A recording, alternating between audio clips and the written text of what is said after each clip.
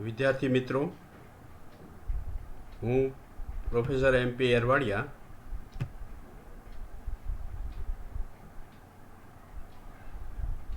Shri UP arts, Shrimati MG Panchal science અને Shri VL Shah commerce college Pilvai ખાતે હું મેથેમેટિક્સ ડિપાર્ટમેન્ટમાં પ્રોફેસર તરીકે સેવા બજાવું છું. અમારી college Hemchandracharya north Gujarat university સાથે એફિલિએટ કોલેજ છે.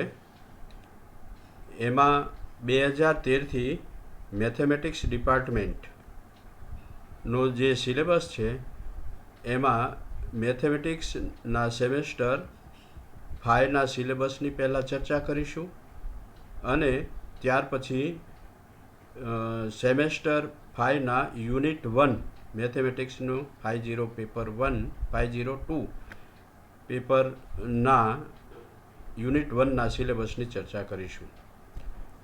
મિત્રો, મેથેમેટિક્સ પેપર 502 એનો કોડ છે CCMATH 502. નામ પેપરનું છે મેથેમેટિકલ એનાલિસિસ 1.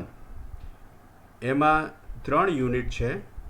યુનિટ 1 જે આજે આપણે એના સિલેબસ અને અભ્યાસ વિશે ચર્ચા કરીશું. યુનિટ 1 છે નંબર સિસ્ટમ, યુનિટ 2 છે બેઝિક ટોપોલોજી અને યુનિટ 3 છે સિક્વન્સ એન્ડ સિરીઝીસ. તો એમાં યુનિટ 1 છે એ નંબર સિસ્ટમ છે અને એના સિલેબસની આપણે ચર્ચા કરીએ તો ધ રિયલ ફિલ્ડ, એટલે કે આપણે આજે ચર્ચા રિયલ નંબર્સ અને રિયલ નંબર્સમાંથી રિયલ ફિલ્ડ કેવી રીતે ડેવલપ થાય છે અને એ ડેવલપ થવા માટે આપણે ઓર્ડર સેટની પણ ચર્ચા કરીશું. તો મિત્રો, યુનિટ 1 પેપર નંબર 502 એમાં સૌથી પહેલાં તો રિયલ નંબર સિસ્ટમ વિશે ચર્ચા કરીશું. તો મિત્રો, આપણે જાણીએ છીએ એ પ્રમાણે સંખ્યાઓના ગણ વિશે આપણે પ્રાથમિકથી આપણે એનું નોલેજ મેળવ્યું જ છે. તો એનું સૌથી પહેલાં આપણે રિવિઝન કરી લઈએ. તો સંખ્યાનો ગણ સંખ્યાઓના ગણમાં પ્રાકૃતિક સંખ્યા ગણ, જેને આપણે નેચરલ સંખ્યા ગણ કહીએ છીએ, જે સંખ્યાઓમાં 1 2 3 4 5 અપ ટુ ઇન્ફિનાઇટ સુધી આપણને સંખ્યાઓ એ સેટમાં હોય છે. બીજો સેટ છે એ સેટ ઓફ ઇન્ટીજર, એટલે કે પૂર્ણાંક સંખ્યાઓનું ગણ. એમાં ધન પૂર્ણાંક સંખ્યાઓ, ઋણ પૂર્ણાંક સંખ્યાઓ અને શૂન્યનો સમાવેશ થાય છે. ત્રીજો સેટ જે સંખ્યાઓનું છે એ સેટ ઓફ રેશનલ નંબર, એટલે કે અપૂર્ણાંક સંખ્યાઓનો ગણ. એટલે આપણે પહેલાં એની વ્યાખ્યા જોઈએ. The set of rational numbers, તો કે the numbers of the form m/n where m and n are integers, n is not equal to 0 are called rational number. મિત્રો, અહીંયા રેશનલ નંબરમાં m અને n are belongs to integers છે કોઈ પણ એક શરત છે, m અને n both are relatively prime. Relatively પ્રાઇમનો અર્થ એવો થાય કે બંને વચ્ચે કોમન ફેક્ટર નથી. અને રેશનલ નંબર ત્યારે જ શક્ય બને છે કે જ્યાં છેદમાં ડિનોમિનેટરમાં n is not equal to 0 હોવો જોઈએ.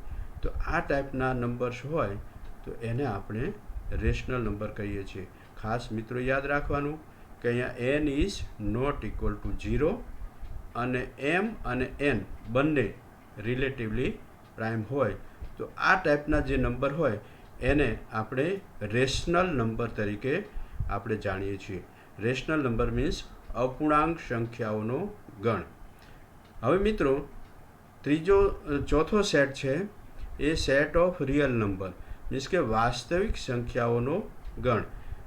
અહીંયા આપણે વાસ્તવિક સંખ્યા એટલે કે એવી સંખ્યાઓ કે જે રેશનલ નંબર્સ અને ઇરેશનલ નંબરનો સેટ હોય, એનું યુનિયન હોય, એને આપણે સેટ ઓફ રિયલ નંબર, વાસ્તવિક સંખ્યાઓ વાસ્તવિક સંખ્યાઓનો ગણ કહીએ છીએ. એટલે મિત્રો વાસ્તવિક સંખ્યાઓના ગણમાં એવી સંખ્યાઓ કે જે અપૂર્ણાંક સંખ્યાઓ હોય અને અપૂર્ણાંક ન હોય એવી એટલે કે ઇરેશનલ નંબર બંનેનું યુનિયન હોય તો એ સેટને આપણે વાસ્તવિક સંખ્યાઓનો ગણ એટલે કે the set of real numbers કહીએ છીએ. એના વિશે આપણે પછી જ ચર્ચા કરીએ, પણ આપણે રેશનલ નંબર છે એ રેશનલ નંબર કેવા હોય છે અને કેવી રીતે મળે છે. એટલે મેઇન આપણું જે આ યુનિટ 1નું ફોકસ છે એમાં સેટ ઓફ રેશનલ નંબર અને સેટ ઓફ ઇરેશનલ નંબર વિશે ચર્ચા કરી અને સેટ ઓફ રિયલ નંબરની આપણે પ્રોપર્ટી થિયરમ્સ ભણવાના છે. તો મિત્રો આપણે પહેલાં તો એવું કહીએ કે √2 છે એ રેશનલ છે કે ઇરેશનલ નંબર. એટલે એનું સૌથી પહેલાં આપણે એક્ઝામ્પલ જોઈએ તો કે so that √2 is not rational number. એટલે કે √2 છે ને એ અપૂર્ણાંક સંખ્યાઓનો ગણ અપૂર્ણાંક સંખ્યા નથી. એટલે મિત્રો આપણે √2 છે ને એને m/n સ્વરૂપે દર્શાવી શકાય નહીં, એવું આપણે સાબિત કરવું પડે. એટલે આપણે એમ કહેવાય કે √2 ઇઝ નોટ રેશનલ નંબર. એનું પ્રૂફ આપણે જોઈએ તો પ્રૂફમાં એવું કહી શકાય, સૌથી પહેલાં તો પ્રૂફ આપણે કોન્ટ્રાડિક્શન લઈ અને આપણે આપવાની તૈયારી રાખશું. Suppose √2 is A rational number. આપણે ધારી લઈએ છીએ કે √2 is rational number. Therefore √2 can be expressed in this form: √2 equal to m/n, where m and n belongs to z,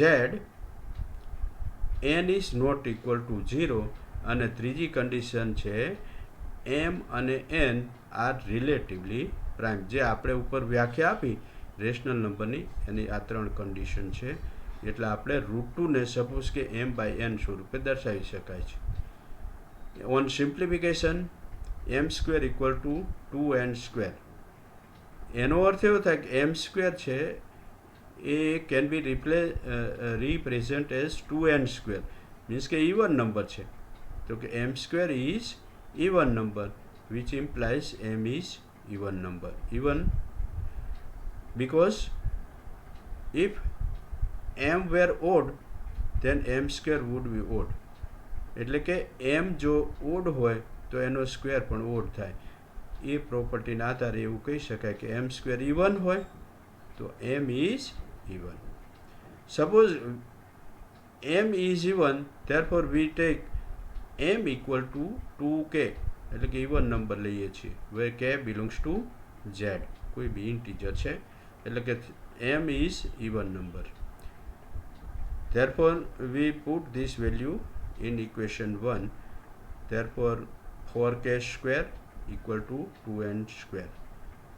On simplification n² equal to 2k², means n² is also even,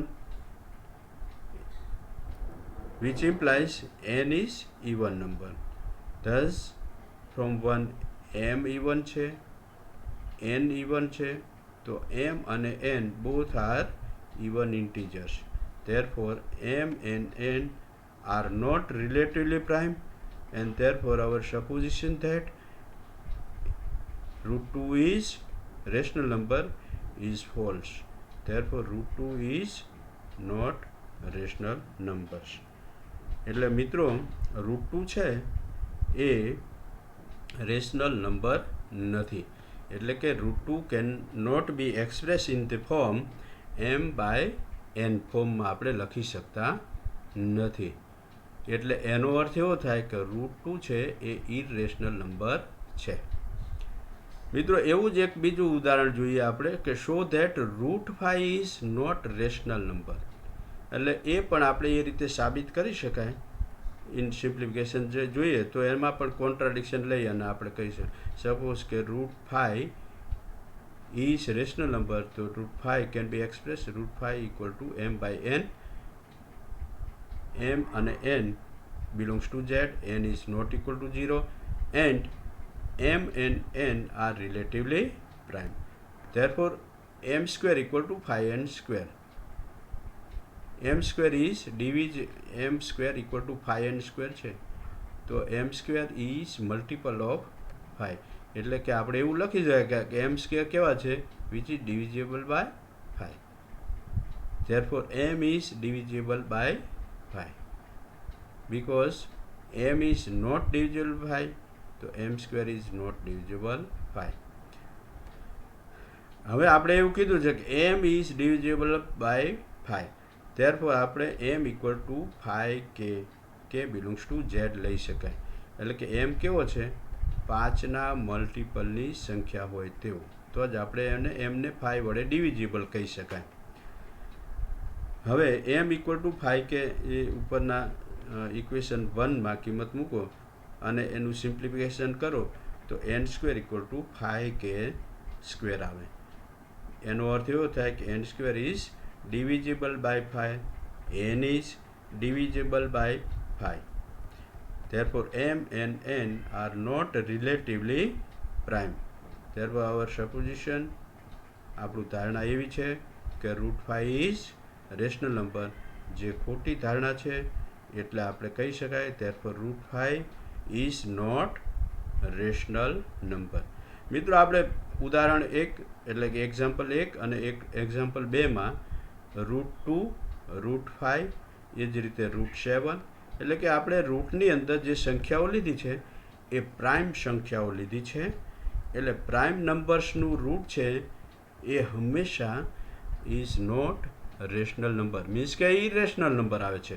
તો ત્રીજું જે ઉદાહરણ છે એ general ફોર્મમાં આવું લખી શકાય કે if p is a prime then show that √p is not a rational number. એ જ રીતે આપણે સાબિત કરીશું અને એ આપણે અહીંયા સાબિત કરેલું છે, એ મિત્રો જોઈ લેજો. એટલે જનરલ ફોર્મમાં વી કેન સે કે if p is prime then √p is not rational number, એવું આપણે સાબિત કરી શકાય.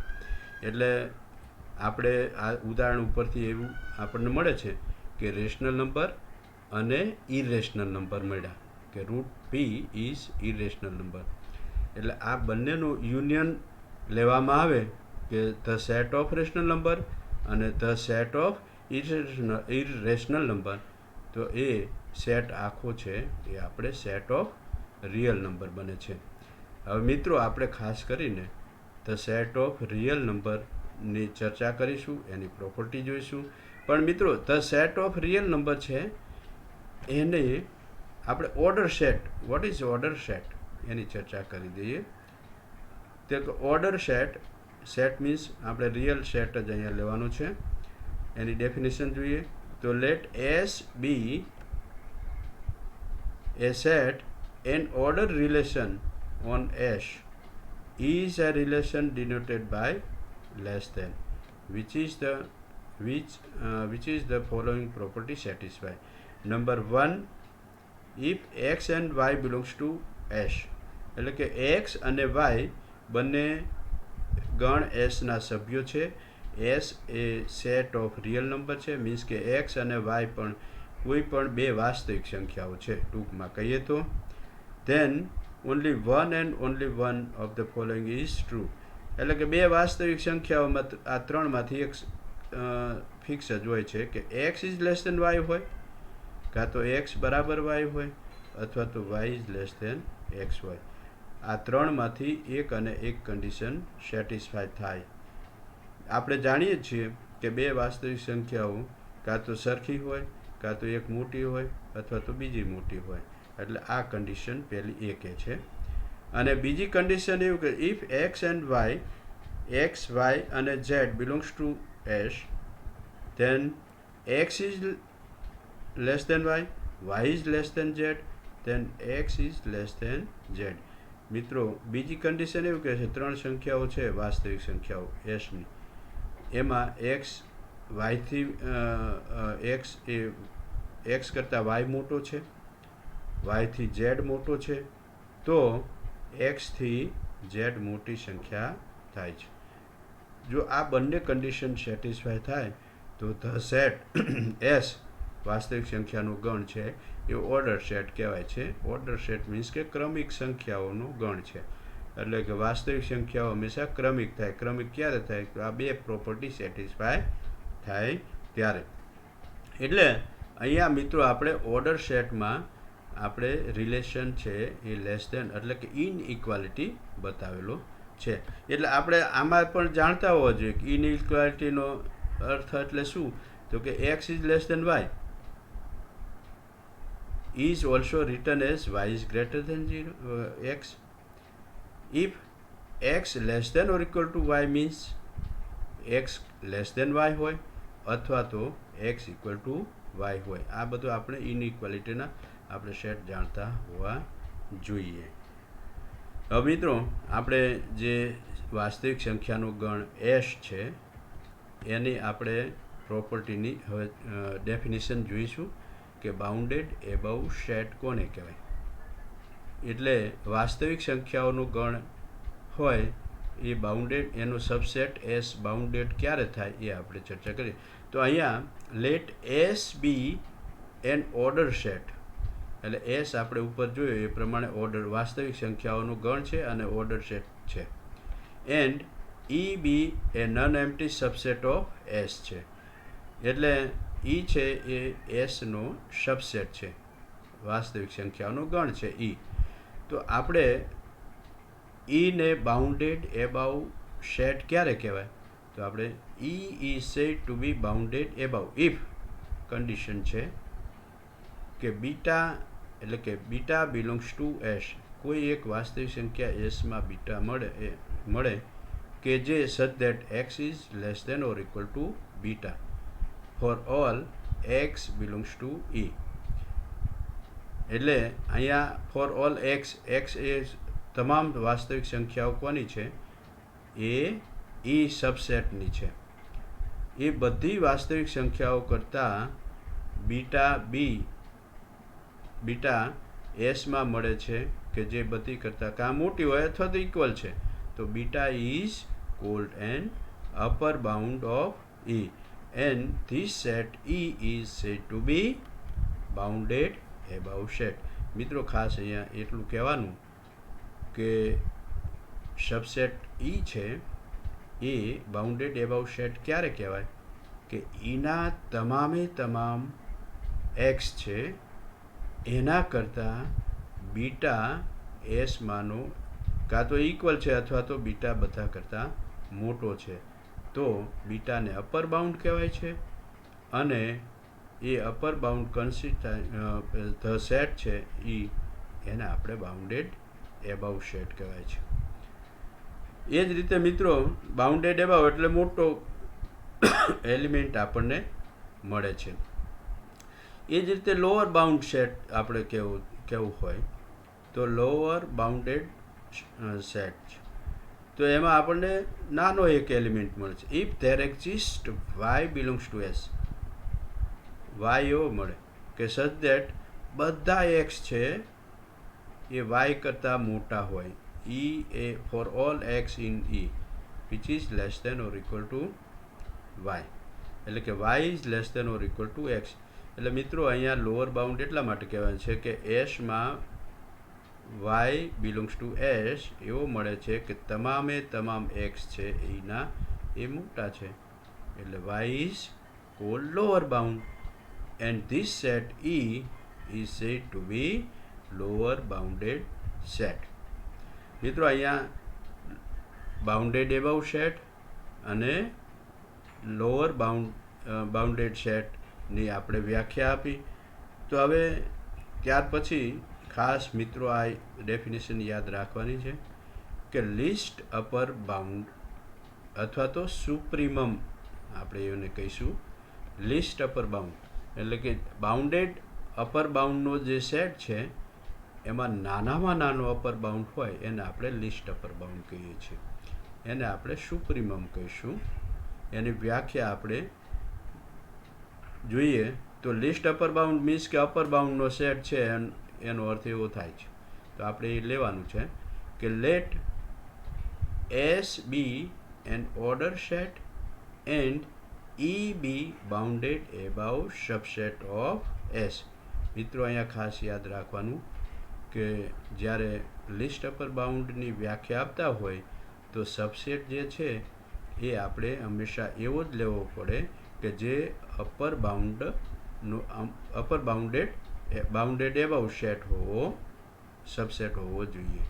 એટલે જ આપણે લીધું કે S be an order set and E be bounded above subset of S. Y belongs to S is called an least upper bound of E. If number 1 આપણે ઉપરની વ્યાખ્યા પ્રમાણે for all x belongs to E કરતાં y મોટા હોય તો upper bound કહેવાય. એટલે કે x is less than or equal to y. એટલે કે y છે ને એ આપણો અપર બાઉન્ડ છે.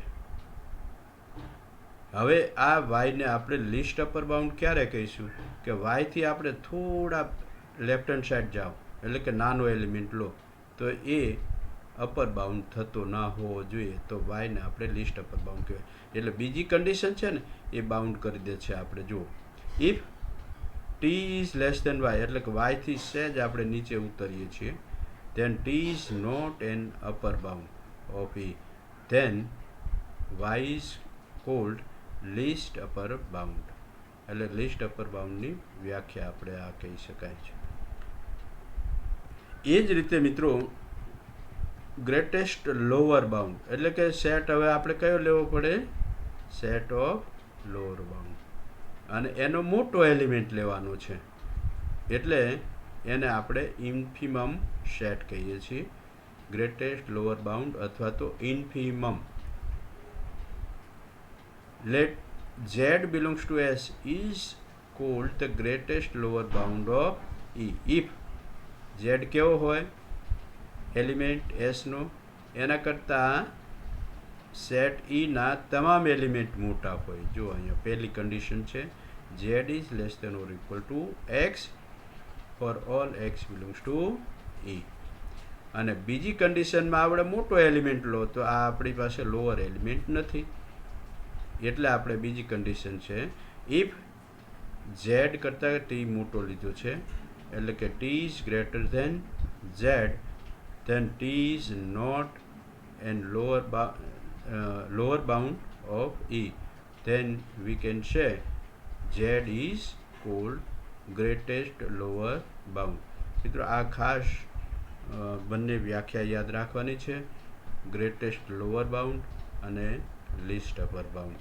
એ પ્રોપર્ટીની આપણે બંને પ્રોપર્ટી ઇમ્પોર્ટન્ટ છે. ત્યાર પછીની જે ડેફિનેશન છે કે list upper bound property. An ordered set S is said to have the least upper bound property if every non-empty bounded above subset E of S has least upper bound in S. એટલે list upper bound property set S ક્યારે satisfy થાય કે એનો subset bounded above subset exist થતો હોય અને એને list upper bound હોય એસમાં તો આપણે એવું કહીએ કે the set S has least upper bound property. એટલે જ્યારે આપણે જો બતાવવું હોય કે list upper bound property satisfy થાય ધ સેટ એસ તો આપણે ફક્ત એક વસ્તુ આમાં લેવાની કે the subset A E of S લેવો પડે અને ઈ કેવો લેવાનો છે બાઉન્ડેડ એબવ સબસેટ લેવાનો છે અને ઈને લિસ્ટ અપર બાઉન્ડ એક્ઝિસ્ટ થતો હોય તો આપણે S has least upper bound property satisfy થાય છે એવું લઈ શકાય. મિત્રો આપણે આ થિયરમ ઇમ્પોર્ટન્ટ છે અને પાછળનો જે આખો પાર્ટ છે એ આના ઉપર આધારિત છે. આપણે the set of real number છે એની એક સેટ લીધો છે કે the set R has least upper bound property અને the set Q has not least upper bound property. એટલે આપણે પહેલું જે વસ્તુ પ્રૂવ કરવાની છે એમાં લેટ એ લઈએ છીએ set A equal to P belongs to Q P greater than 0 એટલે પી પોઝિટિવ છે અને P square is less than 2 છે, એટલે કે 2થી નાના બધા પી સ્ક્વેર, એટલે કે પી કેવા હોવા જોઈએ? √2થી નાના. √2 કેવો નંબર છે? રિયલ નંબર છે. That is, A be the set of all positive rational P less than √2. એટલે આપણે જાણીએ છીએ કે 1 belongs to Q, 1 is greater than 0, 1 square is less than 2, 1 belongs to A, therefore A is not equal to 5. Non-empty set theorem A. Now we have to show that A has not largest member and A is bounded above, but A has no least upper bound in Q. મિત્રો આપણે અહીંયા prove કરવાનું છે કે so that A has not largest number. એનો અર્થ એવો થાય કે ધ સેટ આપણે લીધો છે આ જોઈએ કે P belongs to Q, P is greater than 0 અને P is less than √2. એટલે આપણને એવો એલિમેન્ટ P થી Q મળશે કે જે Q પણ એલિમેન્ટ √2થી નાનો મળશે. એ જ રીતે Q થી પણ એક એલિમેન્ટ મોટો મળશે, એ પણ √2થી નાનો એલિમેન્ટ મળશે. એટલે the set A has no greatest number, એવું પ્રૂવ કરવાનું છે. એટલે અપર બાઉન્ડ તો છે જ √2. એટલે આપણે અહીંયા જોઈએ કે Q belongs to 10 belongs to Q for all P belongs to P is subset of Q and P is less than 10. Therefore 10 is upper bound of A. A is bounded above. Now we have to prove that A has no least upper bound in Q. એટલે કે least upper bound Q માં નથી. એટલે આપણે P belongs to A એક element લીધો છે.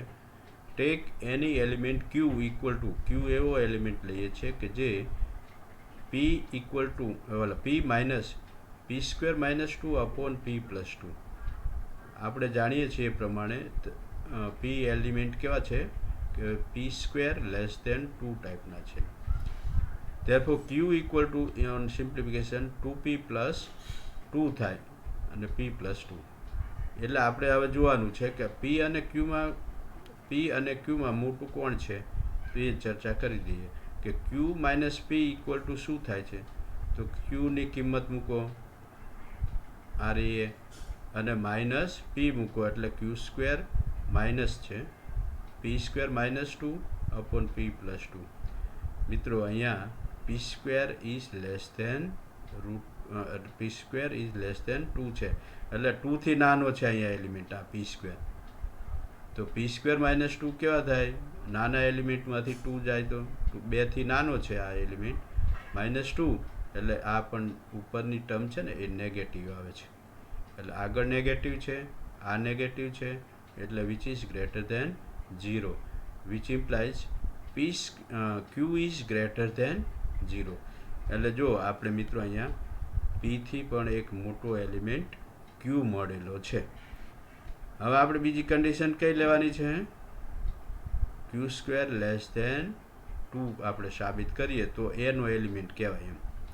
નાવ Q square minus 2 આપણે શું આવે છે જોઈ લો. તો Q સ્ક્વેરની કિંમત મૂકો, માઇનસ 2 કરો, ઓન સિમ્પ્લિફિકેશન આ આવશે 2 બ્રેકેટમાં P square minus 2 upon P plus 2 whole square. મિત્રો અહીંયા ડિનોમિનેટરમાં P પ્લસ 2 હોલ સ્ક્વેર છે એટલે પોઝિટિવ છે. અહીંયા આપણે P સ્ક્વેર માઇનસ 2 એટલે કે આ P સ્ક્વેર 2થી લેસ દેન છે એટલે 2 માઇનસ 2થી નાની સંખ્યામાંથી 2 જાય એટલે નેગેટિવ મળશે. એટલે આખી સંખ્યા આપણને નેગેટિવ મળે છે. એટલે Q square is less than 2 એટલે કે Pથી Q મોટો એલિમેન્ટ મળે છે. Condition Q square less than 2 થાય છે. એટલે આપણે એવું કહી શકાય કે Q ઇઝ ગ્રેટર દેન 0 છે, Q સ્ક્વેર લેસ દેન 2 છે, તો Q બિલોંગ્સ ટુ A થાય છે. therefore we have, આના ઉપર એવું કહે છે P belongs to A and Q belongs to A implies P is less than Q. એટલે કે પીથી પણ ક્યુ એવો એલિમેન્ટ મળેલો છે કે જે એ ગણમાં હોય. એટલે એનો અર્થ એવો થાય મિત્રો કે if we take any member P belongs two A, then there exists any element q belongs to a such that p is less than q. એટલે કે p થી પણ એક q એલિમેન્ટ q મળે છે કે જે a માં હોય. therefore a has no largest member. એટલે આ રીતે p થી q મોટો એલિમેન્ટ મળે છે a માં, એ જ રીતે q થી બીજો એલિમેન્ટ a માં મળશે મોટો. એટલે આ રીતે મોટા એલિમેન્ટ મળતા, ગ્રેટેસ્ટ એલિમેન્ટ મળતા જ રહે છે. એટલે આપણે કહી શકાય કે the set A has no largest member. મિત્રો બીજી પ્રોપર્ટીમાં આપણે હવે એવું લઈશું, we show that Q has no least upper bound property. એટલે A equal to P belongs to Q plus અને P square is greater than 2. એટલે પી હંમેશા કેવા છે બધા અહીંયા √2 થી મોટા હોય તેવા એલિમેન્ટ છે અને પોઝિટિવ છે. પી ઇઝ ગ્રેટર દેન 0 છે. એટલે A is bounded above set because √2 થી બધા નાના છે, એટલે એ બાઉન્ડેડ એબાઉ સેટ છે. Let B be the set of all upper bounds of A in A. therefore p belongs to b. we have to show that q belongs to b such that q is less than p. એટલે કે p થી નાનો element જો મળે છે. હવે આપણે p થી બધા નાના એલિમેન્ટ મળે છે, q થી નાનો એલિમેન્ટ મળશે, એટલે lower bound, least upper bound નથી. Let q equal to p minus p square minus 2 upon p plus 2. અહીંયા મિત્રો સિમ્પ્લિફિકેશન કરો એટલે આપણને આ મળે છે q p minus q equal to p square minus 2 p plus 2 which is greater than or equal to 0 because p square કેવા છે 2 થી મોટા છે. એટલે 2 થી મોટી સંખ્યામાંથી 2 બાદ કરો એટલે ઇટ ઇઝ પોઝિટિવ. આ પોઝિટિવ છે એટલે આખો નંબર પોઝિટિવ છે. એટલે q is less than p. એટલે p થી a માં એવો એલિમેન્ટ, b માં એવો એલિમેન્ટ q છે કે જે આપણને p થી નાનું મળે છે. હવે બીજી વસ્તુ આપણે શું બતાવવાની છે, q સ્ક્વેર ગ્રેટર ધેન 2 બતાવવાનું છે.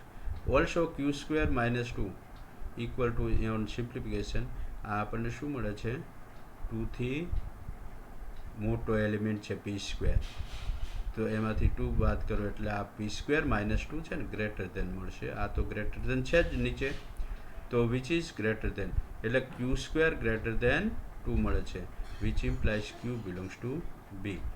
એટલે મિત્રો p થી આપણને નાનો એલિમેન્ટ q b માં મળે છે, એ જ રીતે q થી પણ નાનો એલિમેન્ટ b માં મળશે. આ રીતે આમ પ્રોપર્ટી કરતા જઈએ તો therefore the set b has no smallest member. therefore a has no least upper bound property. મિત્રો આની ચર્ચા હજુ પાછળ આપણે કરવાના છીએ. હવે જે પ્રોપર્ટી છે કે so that every order set with the least upper bound property has greatest lower bound property. એટલે કે લિસ્ટ અપર બાઉન્ડ પ્રોપર્ટી છે એને આપણે ગ્રેટેસ્ટ લોઅર બાઉન્ડ પ્રોપર્ટી વડે આપણે લઈએ છીએ. મિત્રો આ પ્રોપર્ટી એક સમજી લઈએ કે let S be order set with the least upper bound property and B is subset of S. B is non-empty and bounded below set છે. બાઉન્ડેડ બિલો સેટ હોય તો એનો અર્થ એવો થાય કે B છે એ the set of lower bound. let L be the set of all lower bound of B. એટલે કે આ લોઅર બાઉન્ડનો સેટ છે એમાં આપણે the set of lower bound subset લઈએ છીએ બી. જો મિત્રો અહીંયા જોઈએ તો આ બધા લોઅર બાઉન્ડ છે, એમાં બી આપણો આ સેટ છે અને એલ છે એ અહીંથી અહીંયા સુધીનો સેટ છે, આ એલ છે, એટલે કે the set of all lower bound. Then least upper bound of L exist, એટલે કે એલનો લિસ્ટ અપર બાઉન્ડ, આ લોઅર બાઉન્ડ છે બધા, એનો લિસ્ટ અપર બાઉન્ડ એટલે આ આલ્ફા આવશે. અને which exists if supremum of L equal to alpha, then alpha is infimum of B. એટલે કે જે આલ્ફા છે એ એલનો સુપ્રીમમ છે અને બીટાનો ઇન્ફિમમ છે, એવું આપણે અહીંયા પ્રૂવ કરવાનું છે. એટલે કે the set of list upper bound property has the group GLB property, greatest lower bound property. એટલે પ્રૂફમાં જોઈએ, late AS be an order set with lower bound property. B is subset of S is bounded below. B has at least one lower bound. Therefore L is non-empty because L is the set of all lower bound. Therefore B is non-empty. Non-empty હોય તો આપણે એક element, therefore there exists X belongs to B. If Y belongs to L is any member, then Y is less than or equal to X. Therefore 1 is bounded above. S has least upper bound property. Therefore L has least upper bound, એટલે કે સુપ્રીમમ છે જે alpha ધારો કે મળે છે, we can say alpha. L has least upper bound. Now we have to show that alpha equal to infimum of B. It means કે alpha equal to GLB of B. Beta આપણે B નું સાબિત કરવું છે. Let B set એટલે આ આપણી પાસે અહીંયા બતાવ્યો છે અને ઇન્ફિમમ બતાવ્યો છે એટલે આલ્ફા છે, આ રહ્યો ઇન્ફિમમ. Let X belongs to B be any member, therefore all X is less than alpha, then X is not an upper bound of L, therefore X is not belongs to B. But X belongs to B, so we have contradiction, therefore X is less than alpha is not true, therefore alpha is મિત્રો અહીંયા ખાસ આપણે બતાવી દઈએ કે આપણે અહીંયા contradiction લીધું છે કે x is less than alpha, જે સત્ય નથી, બિકોઝ આલ્ફા આપણી પાસે ઇન્ફિમમ ઓફ બી છે, એટલે કે લોઅર બાઉન્ડ ઓફ બી છે. હવે બીનો લોઅર બાઉન્ડ હોય તો એ હંમેશા આનેથી આલ્ફાથી નાનો જ હોઈ શકે, એટલે આપણે અહીંયા કહી શકીએ કે x is less than alpha is not true, therefore alpha is less than or equal to X.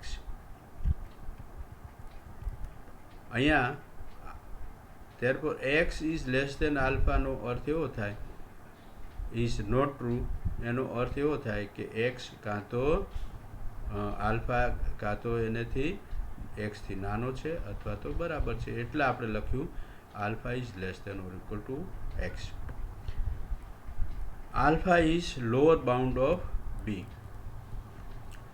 therefore alpha belongs to L because lower bound નો સેટ એ L છે, એટલે alpha is less than B, then we have to show that beta છે, beta is not a lower bound of set B, therefore alpha is less than beta and beta is not lower bound of B, and therefore alpha is the infimum of B, and that is alpha equal to infimum of B. આપણે લખી શકાય, જે આપણે property સાબિત કરવાની હતી. અહીંયા આપણે 2-3 ઉદાહરણ છે. A1 છે તો એનો લિસ્ટ અપર બાઉન્ડ શું મળે, A2 નો લિસ્ટ અપર બાઉન્ડ અથવા તો ગ્રેટેસ્ટ લોઅર બાઉન્ડ શું મળે એ આપણે બતાવ્યું છે. અહીંયા જોઈ લીજો, 3 સેટ આપેલા છે, ત્રણેયમાં 4 સેટ છે. મિત્રો હવે વાસ્તવિક સંખ્યાઓનો સેટ એફ અહીંયા આપેલો છે, તો ફિલ્ડની વ્યાખ્યા આપવાની છે. અહીંયા A field is a set F. F એટલા માટે આપીએ છીએ કે ફિલ્ડની વાત કરીએ છીએ, અને this set is the set of integers છે. તો આ set of integer F field ક્યારે થાય? તો એમાં ફિલ્ડની જે પ્રોપર્ટી છે એમાં આપણે બાઇનરી ઓપરેશન બે લેવાના છે. એક એડિશન હશે અને બીજું મલ્ટિપ્લિકેશન. એટલે આપણે અહીંયા જ્યારે ફિલ્ડની વ્યાખ્યા આપીએ ને ત્યારે કમ્પલસરી બે બાઇનરી ઓપરેશનની આપણે ચર્ચા કરવાની છે.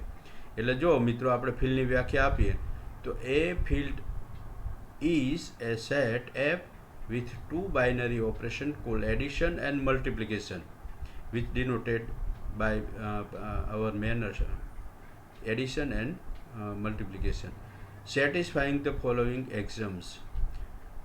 મિત્રો અહીંયા જે આપણી પાસે બાઇનરી ઓપરેશન એડિશન અને મલ્ટિપ્લિકેશન છે અંડર ધ સેટ એફ, તો એની પ્રોપર્ટી સેટિસ્ફાય થાય તો આપણે સેટ એફને આપણે ફિલ્ડ કહીશું. મિત્રો ટોટલ 11 પ્રોપર્ટી સેટિસ્ફાય થાય છે. એમાં 5 પ્રોપર્ટી પહેલી છે અહીંયા A abelian group with respect to commutative group with respect to એડિશનની છે. જોઈએ અહીંયા X and Y belongs to F, એટલે કે એફમાં ધારો કે બે એલિમેન્ટ લીધા છે વાસ્તવિક સંખ્યાઓ એક્સ અને વાય, તો x plus y belongs to F. આપણે પ્રાથમિક ધોરણમાં આપણે આ બધી પ્રોપર્ટી જોઈ ગયા છીએ કે બે વાસ્તવિક સંખ્યાઓ એફમાં હોય તો એમનો સરવાળો પણ એફમાં હોય તો આને આપણે પ્રોપર્ટીનું નામ છે ક્લોઝ પ્રોપર્ટી, એટલે કે સંવૃત્તાનો નિયમ, પહેલી પ્રોપર્ટી. પણ બાઇનરી ઓપરેશન ઇમ્પોર્ટન્ટ છે એડિશન, એટલે કે this set is close with respect to addition. બીજી પ્રોપર્ટી છે એડિશન ઇઝ કોમ્યુટેટિવ, એટલે ક્રમનો નિયમ, એટલે that is for all x and Y belongs to F which imply x plus Y equal to y plus x. એટલે કે અહીંયા ક્રમનો નિયમ છે એડિશનમાં સચવાય છે કે એક્સ પ્લસ વાય હોય તો વાય પ્લસ એક્સ બંને ઇક્વલ થાય છે. એટલે આને આપણે ક્રમનો નિયમ એટલે કે commutative addition, commutative with respect to addition this set છે.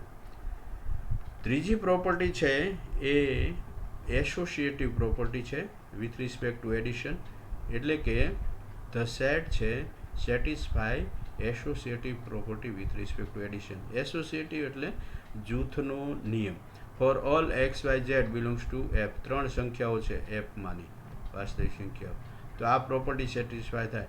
એક્સ પ્લસ વાય એક જૂથ બનાવ્યું, પ્લસ ઝેડ સાથે આપણે એડિશન કરો, અથવા તો એક્સમાં વાય પ્લસ ઝેડ એડિશન કરો, બંને સેમ છે. આને જૂથનો નિયમ કહેવાય છે.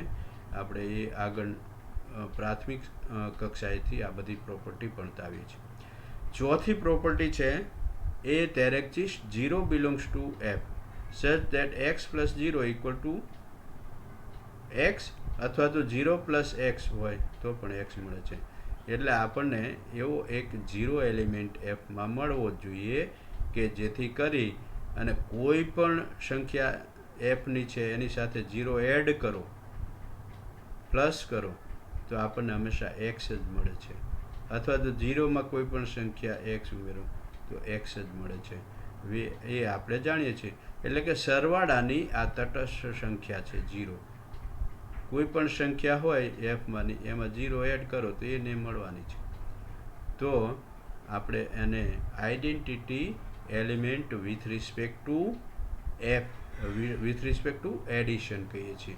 એટલે કે સરવાળાની તટસ્થ સંખ્યા આપણે એને કહીએ છીએ ગુજરાતીમાં. પાંચમી જે પ્રોપર્ટી છે for every x belongs to F there exist y belongs to F such that x plus y equal to 0 થવા જોઈએ આઈડેન્ટિટી એલિમેન્ટ સરવાળાની.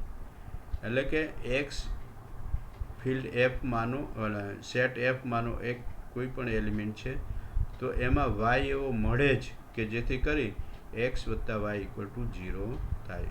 એડિશન થવું જોઈએ, સરવાળાનો એકમ ઘટક મળવો જોઈએ. તો આપણે વાયને Y is called additive inverse of X આપણે કહીએ, which is denoted by -x. એટલે મિત્રો અહીંયા કોઈ એક સંખ્યા એક્સ એક એફમાં મળે ફિલ્ડમાં સેટમાં, તો -1 એ એફમાં મળે જ, કે જેથી કરી અને 1 + -1 = 0 જ થાય. તો -1 ને આપણે શું કહીએ છીએ? Additive inverse of 1. તો આ 5 પ્રોપર્ટી છે, એ 5 પ્રોપર્ટીમાં આપણે બાઇનરી ઓપરેશન છે એ એડિશન લીધું છે. બીજી 5 પ્રોપર્ટી છે એ વિથ રિસ્પેક્ટ ટુ મલ્ટિપ્લિકેશન છે, એટલે આ 5 property commutative group with respect to multiplication, એટલે કે for all x y belongs to F, x y belongs to F. Multiplication is commutative, that is xy = yx. Multiplication is associative, therefore xy into z = x into yz for all xy. આ multiplication of associative.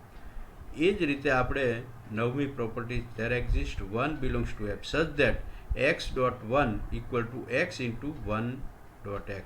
એટલે કોઈ પણ સંખ્યા એફની લેવામાં આવે તો 1 સાથે multiply કરો તો એક્સની એક્સ મળે છે. એટલે 1 is called identity element with respect to multiplication, અને મલ્ટિપ્લિકેશનની આઈડેન્ટિટીને આપણે યુનિટ એલિમેન્ટ કહીએ છીએ. 1 મળે છે એટલે 1 ઇઝ કોલ્ડ યુનિટ એલિમેન્ટ.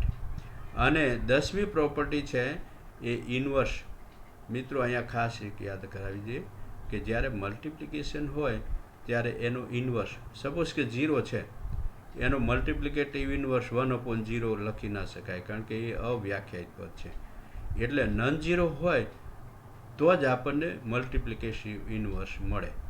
એટલે 10મી જે પ્રોપર્ટી છે એ મલ્ટિપ્લિકેટિવ ઇન્વર્સનું જ્યારે આપણે વાત કરીએ ત્યારે each non zero element x belongs to F, there exist y belongs to f such that x into y = 1 થાય, અથવા તો y into x = 1, then y is called multiplicative inverse of x આપણે કહેવાય, and which is denoted by 1/x. અને 11મી જે property છે એ ડિસ્ટ્રીબ્યુટિવ લો આપણે કહીશું, અને એને વિભાજનનો નિયમ કહેવાય છે. એટલે કે x into y બ્રેકેટમાં y + z = xy + xz લખી શકો for all xy z belongs to f, which is called left distributive law. અને રાઇટ ડિસ્ટ્રીબ્યુશનમાં આપણે right hand side x multiply કરીએ છીએ. તો આ 11 પ્રોપર્ટી સેટિસ્ફાય થાય તો the set f is said to be a field. મિત્રો અહીંયા પહેલી 5 પ્રોપર્ટી ઇન સિમ્પલ આપણે 3 પ્રોપર્ટીમાં જ કહેવું હોય તો એવું કહી શકાય. પહેલી પ્રોપર્ટી કે F is commutative group with respect to addition, એટલે 5 પ્રોપર્ટી આવી ગઈ. બીજી પ્રોપર્ટીની વાત કરીએ તો F is commutative group with respect to multiplication, બીજી 5 આવી ગઈ. અને ત્રીજી પ્રોપર્ટી આપણે કેવી હોય તો એસ સેટિસ્ફાય ધ ડિસ્ટ્રીબ્યુટિવ લોઝ, બંને લેફ્ટ એન્ડ રાઇટ ડિસ્ટ્રીબ્યુટિવ લો. તો આ આપણે મિત્રો ફિલ્ડની વ્યાખ્યા આપી, એટલે કે ફિલ્ડની જ્યારે વ્યાખ્યા આપો 11 પ્રોપર્ટી સાબિત કરવી પડે.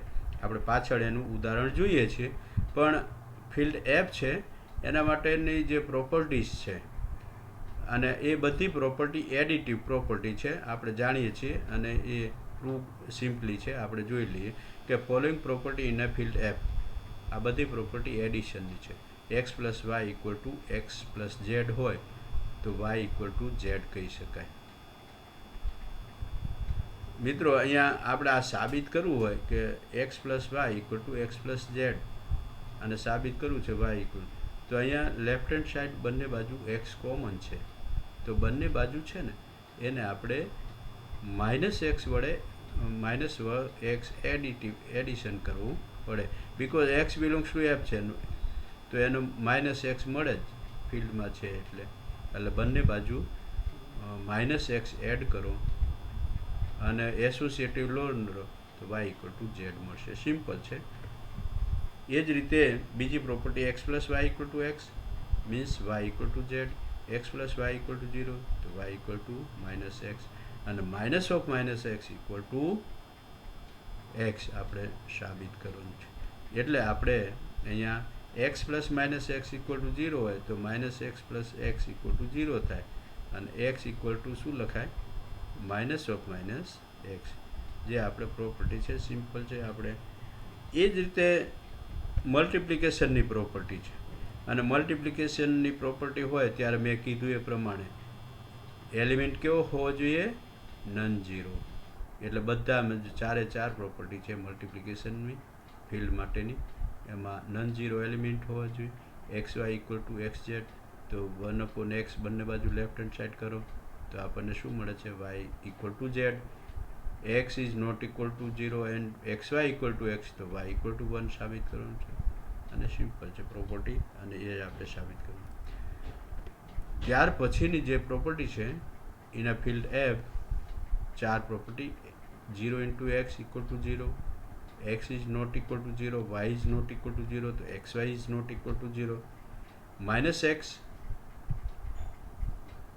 Into Y equal to minus x into minus Y equal to minus x Y, અને minus x into minus Y equal to x Y, જે આપણે સાબિત કરી શકાય. સિમ્પલ પ્રોપર્ટી છે. એમાં પહેલી પ્રોપર્ટી જોઈએ આપણે 0 ઇન્ટુ એક્સ ઇક્વલ ટુ 0, જે સાબિત કરવાનું છે. જો બંને બાજુ આપણે 0 into x plus 0 into x, એટલે ડિસ્ટ્રીબ્યુટિવ લો પ્રમાણે આપણે કહીએ 0 કોમન છે બંને બાજુ લેફ્ટ હેન્ડ સાઈડ, એટલે 0 પ્લસ 0 ઇન્ટુ એક્સ, આ ડિસ્ટ્રીબ્યુટિવ લોનો આપણે ઉપયોગ કરીએ. અને 0 પ્લસ 0 મીન્સ 0 થાય છે ઇન્ટુ એક્સ, અને બંને બાજુ 0 પ્લસ એક્સ, એમાં 0 એડ કરીએ છીએ because 0 is the additive identity, અને બંને બાજુ લેફ્ટ કેન્સલેશન લો. જો ડાબી બાજુ 0 into x plus 0 into x, અને અહીંયા right hand side 0 into x plus 0, એટલે બંને બાજુ left hand side 0 into x છે એ કેન્સલ થાય છે, એટલે 0 ઇન્ટુ એક્સ ઇક્વલ ટુ 0 થાય છે બાય લેફ્ટ કેન્સલેશન લો. એટલે મિત્રો આ રીતે આપણે બધી પ્રોપર્ટી સાબિત કરી શકાય છે. આ બીજી પ્રોપર્ટી છે. x is not equal to 0, y is not equal to 0, then we have to prove x, y is not equal to 0. અહીંયા આપણી પાસે લીધું છે અને સાબિત કર્યું છે નોટ ઇક્વલ ટુ 0 માટે. ત્રીજી property minus x into Y equal to minus x y prove કરવાનું છે, અથવા તો x into minus Y equal to x y prove કરવાનું છે, જે આપણે આ રીતે ડિસ્ટ્રીબ્યુટિવ લો અને આઈડેન્ટિટી ઉપરથી આપણે પ્રૂવ કરી શકાય છે. એટલે આ મિત્રો ચારે ચાર પ્રોપર્ટી